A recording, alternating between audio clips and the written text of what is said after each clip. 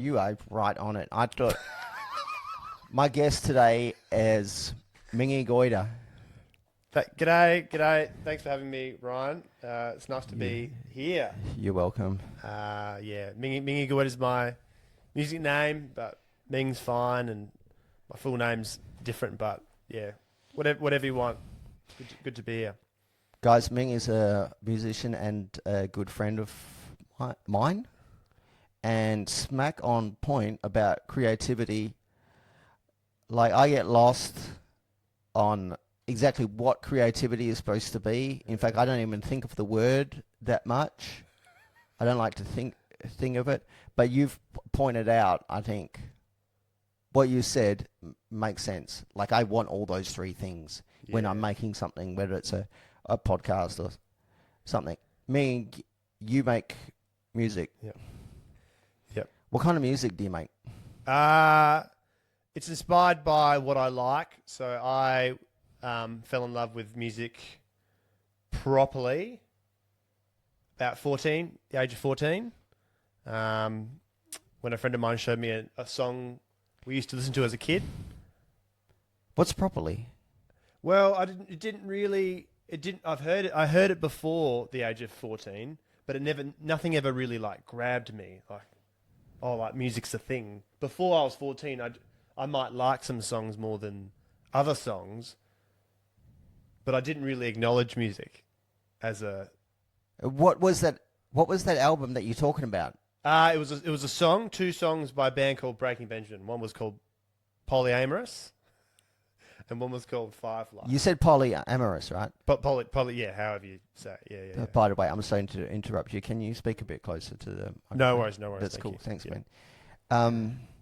Hang on. Benjamin Button? I like that film too. No, the band's called Breaking Benjamin. They're an American band. Okay. Are they famous? Because I haven't heard of them. Oh, they're funny. They're huge, but because of their sound, they don't hit the radio that everyone else listens to. Okay, by sound. So I'm going to put some links to Ming's music in the whatever. Thanks. Thank you. Yeah. So you guys will be able to listen to it. I've heard it. Is it it's like a cross between heavy metal and grunge? Sure.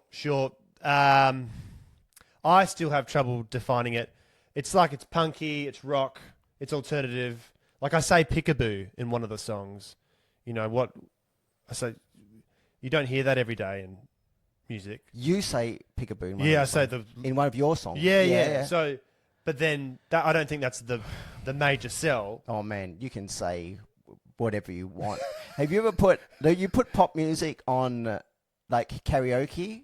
When like you get a lot of YouTube videos that basically just stream pop music with the translation. In fact, some of them are just the words coming up, blah, blah, blah. And like half of them are non-words.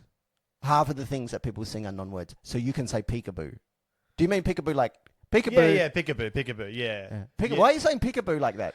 Peekaboo. It's peekaboo. What am I saying? Peek, as in to peek out. What am I? You're saying pick, like Pikachu. Peekaboo. That's probably because I like Pikachu. you like Pikachu too much. I do like. I'm a big fan of Pokemon. Any Pokemon influence in your death metal?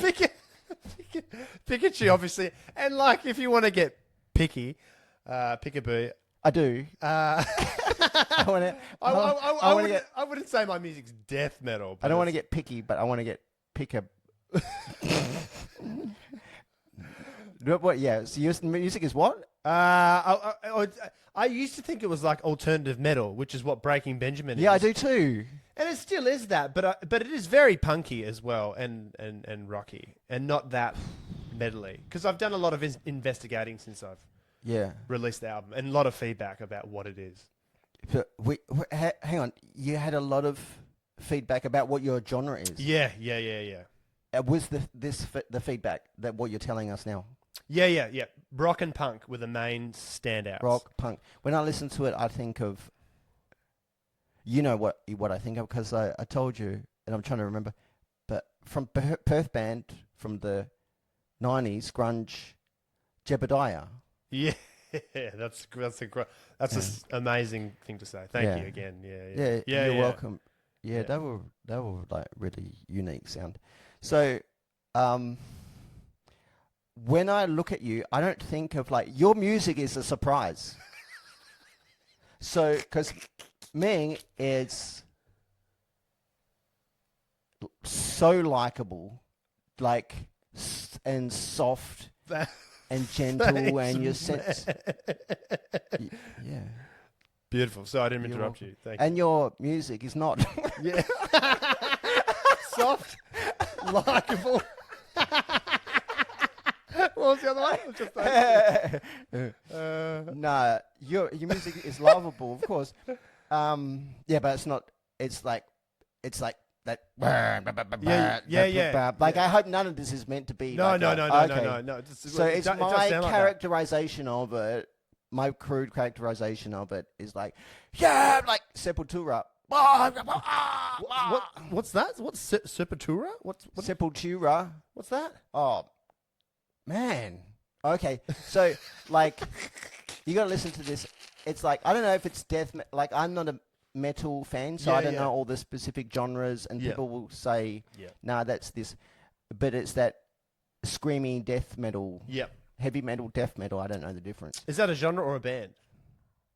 Sepultura is the name of a band. Yeah, right. It's that screaming, blah, Yeah. you know. So there's when I think of that kind of music, I think of I think heavy metal is like Guns N' Roses, ACD. Yeah. No, that's rock. Like Um, it's moved, it's shifted, right? Because that's now like baby music. Before that was hardcore. Now it's baby music. yeah. It's I use it's it. all over the place. Yeah.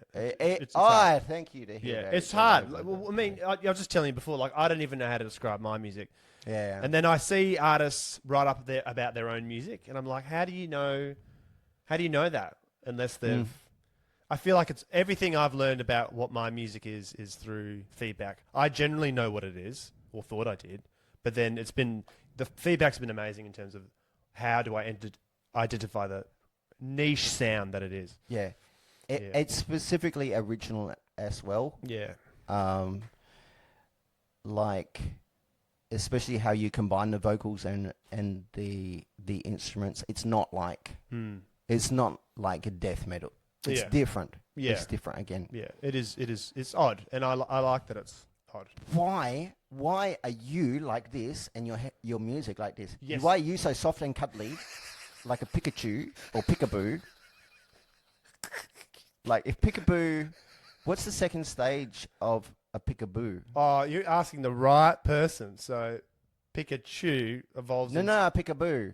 Peekaboo. Yeah. Oh, like A Peekaboo would be like a fright, like a scare. yeah. Like I turn the lights off and I scare. No, you. like if Peekaboo were a character now, like Peekaboo was a level 1 Pokemon. Yep. Peekaboo would evolve into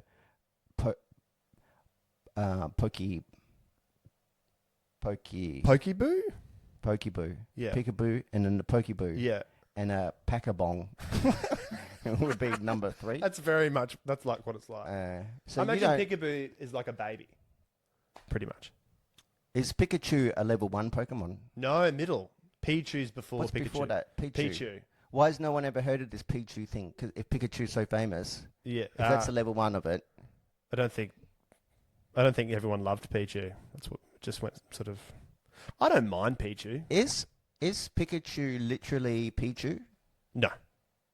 Oh, they're two different people. Yeah, yeah, two different. No, well, they evolved. Like, imagine if we evolved. Well, we kind of do in a way, don't we? Oh, As okay, people. I got it. Yeah. Yep. Yeah. So it's like baby, teenager, adult. You could it's like compare that to. Okay. No, I was thinking like, when you said evolve, I thought you meant like previous primate, this primate, future version. It's kind of like that too, but it's human. instantly. So it's not the same person. But what you said is different. Like child, adult, grandparent is the same person at different ages. Oh, Man, this is a bit like the music they genres. Like does I'm not 100. I thought I was the right person to talk to about this, but I'm not 100%. I think that it is the same thing, but they changed the form. You think it is the same thing? So they have Pikachu has Pichu's memories. Yes. So let's say you are Pichu. Got it. You evolve into Raichu, Yep. and then etc. etc. Mm-hmm. Yep. Why does a man that knows so much about Pokemon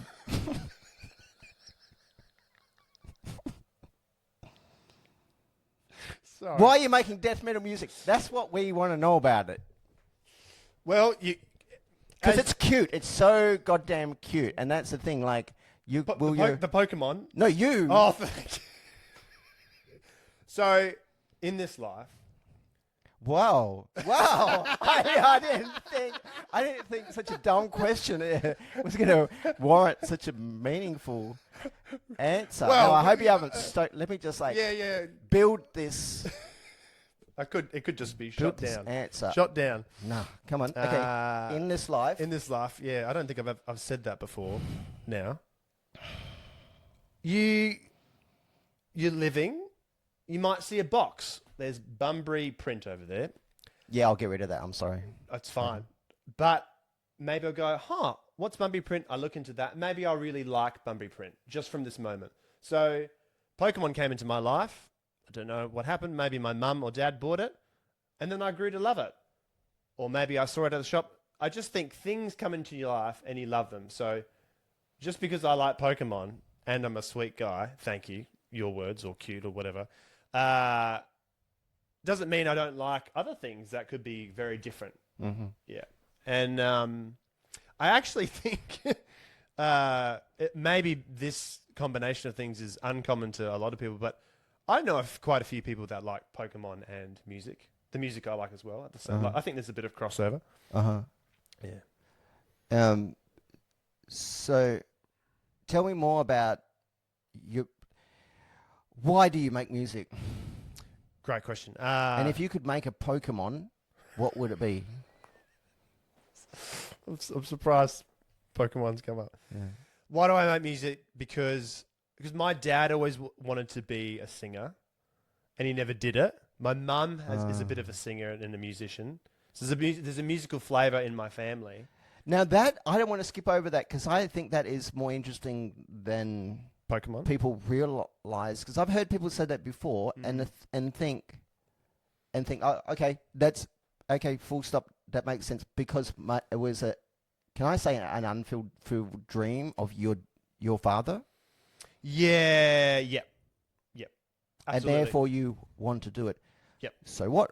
So it was unfulfilled. So why? Is it? I think this is deeper. Oh yeah. Than, yeah, absolutely. Why? Yeah. Why do you want to fulfill a dream that he had? Well, I think it's not just that though. I think that's like a tick.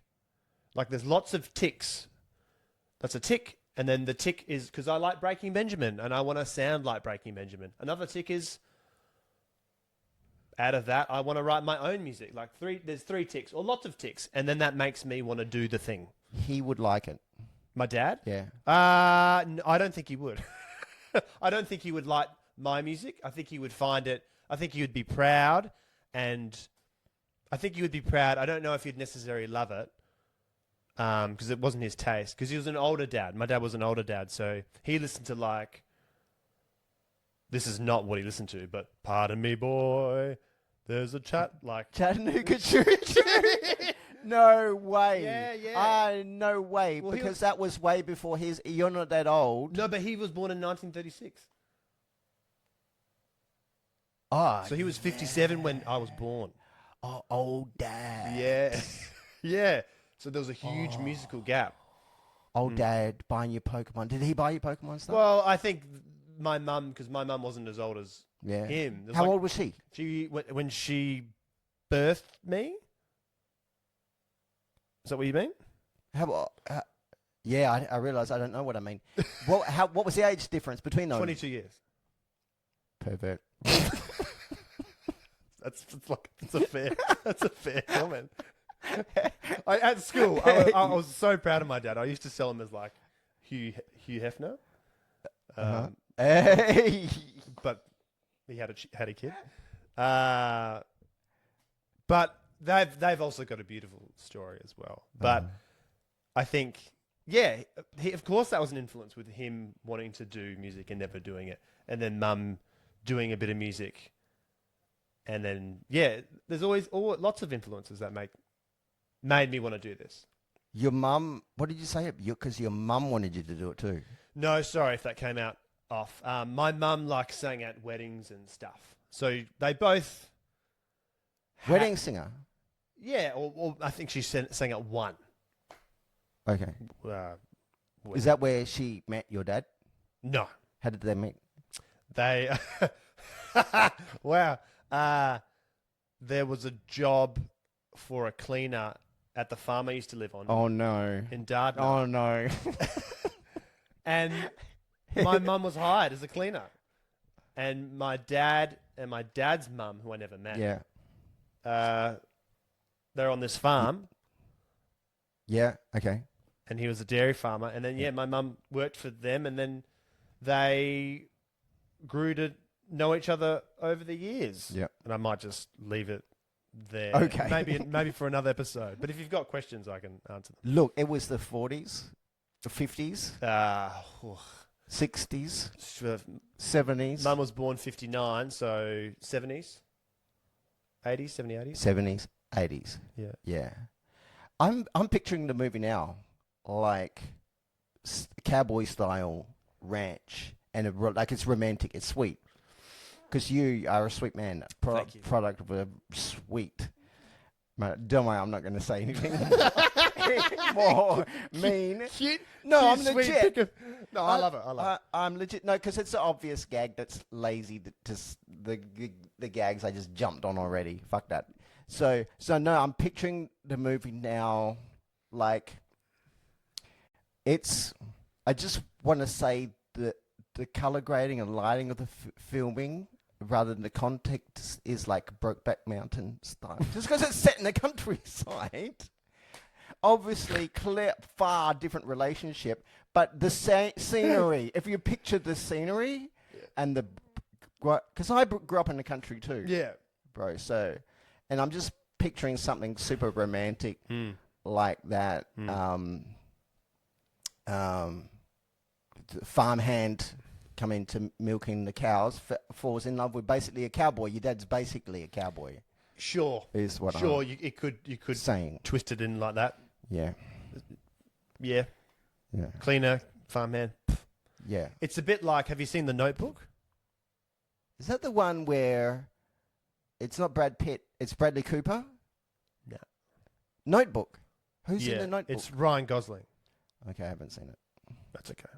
Why is it like The Notebook? It's the closest film that I've seen to The Notebook.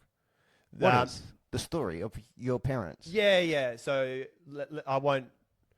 What's old-ish now, the movie, but really the couple know each other for a long time, and they go in and out of being a thing, and then they finally settle and fall in love. But there's a lot of trials and trepidation. Yeah. Do you want the? Yeah, I understand. Like it's like getting. I think when you have a relationship like that, like it's getting, taking away, getting and take away. Maybe you appreciate. Maybe you likely to stick around for a bit longer. Yeah. Yeah. The ins and outs are beautiful, and I might tell you the ins and outs one day on this podcast. Okay, let's save that for another one. So you you come from this hyper romantic country cowboy type lineage.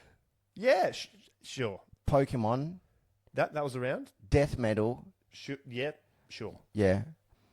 And I see that like guys, watch the music video. Ming has a music video of your, like you have it as well. Yeah. And it's like it's not dark. So you're listening to this music that, what do you call it? The sound of the music is that rah, rah, rah, da, da, da, da, like Jebediah. yeah, But real that's punky. I'm doing disservice because it's more layered and intellect, like Jebediah, Yep. right? And the music video is fun. And you got a bit in there, like sometimes it gets stuck in my head and I sing it over and over to myself. It's the line. So the song is called You and Me Cup of Tea. Yep. Right? And the line is, I steal from a bakery. Yeah. Hang on, I haven't finished. Hey. A crime that's fit for luxury. You can hear the Jebediah influence, like leaving home. You can in that bit of melody of how you sing it. That's part of what I think Jebediah. A crime that's fit for luxury. Do you need any other singers to? I'm sorry to put you on the spot like this, and he's not going to say yes to that. He's the singer. It's a puppet band. I am looking forward to perform it live, though. I put a Facebook post up yesterday trying to look for people to perform it live with me. So I saw that you asked for a bass player. Yeah. That's exciting, man. It is. Because that's going to give you a chance to bring it into the moment for people. I mean, it's all really good. The music, the crime that's fit for luxury. Yeah, that was the first song I wrote. I think so. When I first found out that Ming makes music, and I heard the lyrics, and I wanted to know, like, what's your inspiration for the music? And you told me it's like it doesn't mean anything. What does it mean? That song, nothing. You said not mean anything. But like, I just can't. When I listen to it, I feel like this. I feel like it means something, and I want to know, like, so I went to jail for stealing petrol, right? Yes. That's not a crime for. It's not fit for luxury. Nah, but like when I hear that line, it's like stealing from a bake. That's fit for luxury, man. Who the fuck would steal from a bakery? And the music video is picking up like a cinnamon roll. If you get like a single cinnamon roll, that is a crime. Like from inside, you're not taking a truck load of cinnamon rolls from outside, like before the shop opens or anything, because you want to take them and sell them, right? And like strategizing, how can we get away with this, and like how much? That's like your day. That's a day-to-day grind. If you were stealing from a bakery like that, if you go in and steal a single cinnamon roll from the inside while they're still open,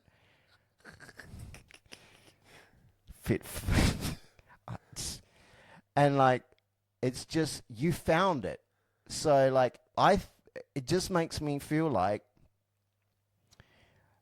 that somewhere unthinkingly that bit of creativity. And this is, I think, why I don't like the word creativity so much, is like to talk about it points out the intellectual part of it and disconnects you from coming from the gut. Yep. I think you come from the gut. You saw that stealing from bakery, that's like, if it's any, like, and no one would think to connect those two things, crime that's fit for luxury, but you found it. Yeah. Well, I'm gonna jump on what you just said, because I think what you said is brilliant about logically talking about creativity. Yeah. That song it doesn't mean anything because I didn't think of anything. But if you talk about how it was probably made with 100% creative gut rule.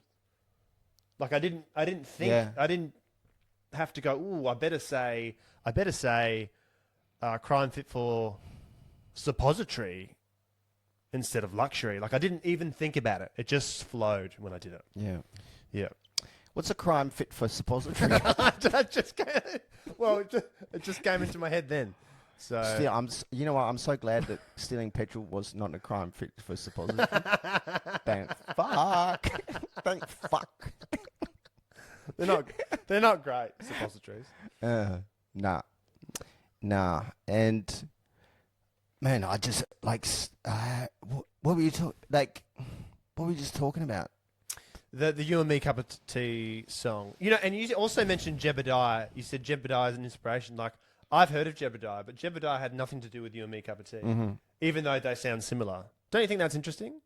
Yeah, because I think you've found like independently, like a melodic aspect that exists in nature that connects with the kind of music that you Hmm. were thinking about, this kind of grungy heavy metal, and it just kind of fell in. You discovered the same thing independently. Yeah, well, I also find interesting that the thing that I want to be didn't end up happening. I don't sound like Breaking Benjamin, or other bands I like are Deftones Yeah, you can't, man. or Refused. I sound like Grinspoon, Jebediah, debatably Nirvana, which is like that's a big thing to say. But Yeah, someone said that especially to early me. Nirvana or Foo Fighters, Yeah, where it's yeah, like, yep. I've and been told that. Yeah. that was more. If you listen to that first Foo Fighters album, it's like it's that from the gut stuff. It's not like architectured or formularized. Like you could even say it's a bit shit. Like you could cut if you're coming from that angle, you go, this is a bit shit because they haven't done anything you're supposed to when you go bum bum bum and da da da and make the formula and da da. But you listen to that and you go, you feel something that's different. Yeah. I don't know what the word for that is. Often people describe maybe it as raw. It's Definitely raw, but music. there's something else because anything could be raw, but it's got a quality that's you like. Why do I like this? Because it's like if you've got a melody that's formulaic, like intellectually calculated, but they've got a melody that's from the gut. I don't know. I feel like I'm trying to be too clever now, but You do sound very clever, if that's the. but I don't want to sound like I'm trying to be. No, you don't. Okay. Yeah. Got away with it then.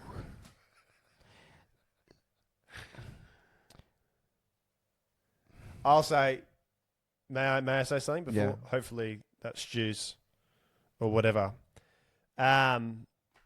Through the process of writing the 6 songs that I have on the album, though, that You and Me Cup of Tea, which is the first song I wrote, which is just like through the writing processes and me learning, like I have logically done the do with some of my songs. Like some I've done the do and some I've done more raw and just more gut feeling.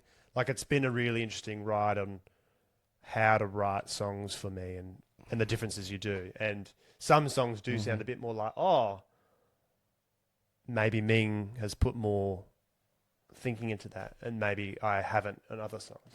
And I think people can hear that. My wife says she can hear that.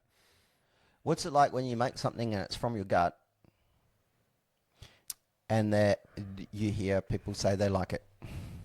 The best. So you don't have to try. You don't do anything. You're just being yourself. And then people are like, this is great. And usually the people that like it as well, they like you. But even people that don't know you, that might not be into the music, would usually like it too. Because I think they can see the, is it sincerity? No, it's just real. It's real. Not a facade. What's it like when they... I don't know, you know what? To ask what's it like when they don't like it, that's not even a question because no one tells you when they don't like something and you make something and they don't like it.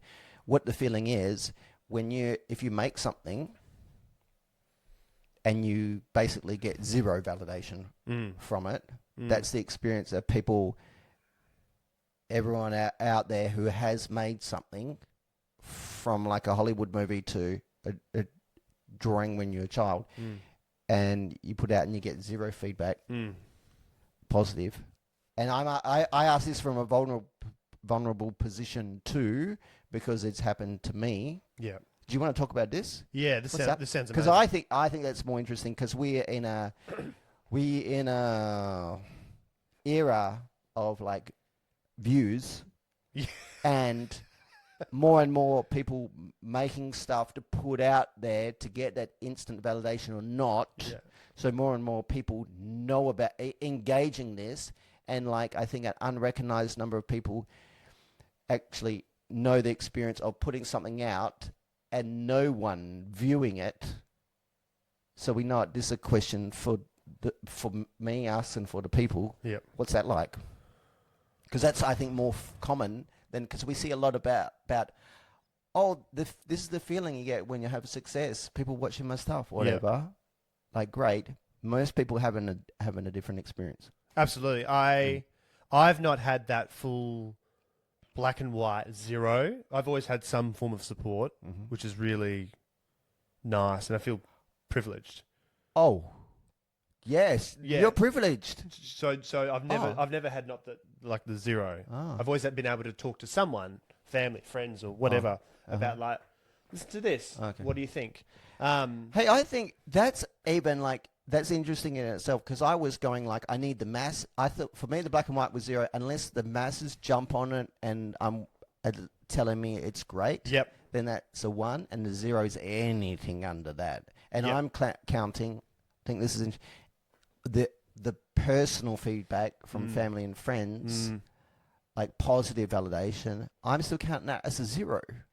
So there's a mindset thing. Yeah, but I think I also agree with you because if you have no one, that's tragic. That sounds awful. If you've got the people that you just mentioned, that's great. You're getting this feedback, but you actually are right too, Ryan, because, and I've actually thought about this before doing this podcast, and this is raw as well, but it's been really nice to release my album. And I'm very proud of it. And I think it's great. And not everyone might like it. But honestly, it also feels like no one gives a fuck too. Yeah. Like I laugh because I know that experience. Of Yeah. like, when you make stuff, especially like after a few times, you go through this window of like, I can do whatever I want because no one gives a fuck. No one gives a fuck. And you start saying like, I can say anything on my podcast because no one watches it or gives a fuck. I thought I couldn't say that, but no one gives a fuck, man. Go cut you off. That's okay. It was great. It was great. Yeah. I would like. You told me the other day you probably have people you don't know that are watching this, and I think there that's are now. amazing. And they are. Yeah, there are now. Yeah, I think Because I don't know 20 people. Yeah, 21 people. Yeah, 21 views Yeah. last week. Yeah, and then So someone out there. yeah, you champ, whoever you are. And then like I'm messaging everyone I know. Like listen to my album. Like a salesman. Like buy my hot water system. If that salesman were Pokemon, what would it? Don't worry, I'm not derailing. I'm just coming back to this. That's cool. It's like The Fiendamon, which is probably a Fiendamon. Digimon, because Digimon have Mon at the end of their names. Mm-hmm. Like if you were a Digimon, you'd be Ryanmon. a Fiendamon. Fiend. Do you feel like Fiend. you're a fiend? Well, I say you feel like a fiend when you're doing this? Telling people about my album? Yeah. Like one-on-one messaging? Yeah. I think it just feels uncomfortable because I want everyone to listen to it so I can get feedback and validation and money. From them? What are Well, they going when- to give you money for? Well, when people listen to my Yeah, I get music, it. they get I get I'm like done 0.5%. Oh, okay. Oh, Yeah, I yeah. didn't know about that. Yeah, I think you'd get something like that too. No, I don't have that turned on. Oh. Is that a YouTube thing? YouTube thing, Spotify thing. Yep. Oh, I don't know about that. Okay. So where's the money going then? I Because I didn't give them my bank details. I think it's just Sitting there? yeah. You could potentially all you need is a couple keys, maybe admin keys, and go. Yeah, you might be entitled to $1 by now. Okay. Or two. I will look at that later. Yeah. No, I won't. I don't want to know. I don't want to know. Like, I don't want to think about money. It's so tedious. Well, and that's the thing as well. The money part, like I'd love to be. This is hard to admit to the world, or 21 people. Like I want to be. I think I want to be at least a little bit famous, or something, Uh-huh. and that comes back to the Narcissistic personality disorder. the legacy thing, the legacy, and maybe not narcissism me. as well. Didn't tell me. I'm sorry, guys. I didn't tell me it was a narcissist when I So invite him to. I'm not dropping you. I'm a narcissist too. Like everyone knows that. Hey guys, like I'm a narcissist. I'm a narcissist too. I'm just been trying to be funny. No, it's great. I think I've definitely got some qualities. I don't know if I have the full show. Can we start a club for Narcissism. Yeah, like basically destigmatizing narcissistic personality disorder.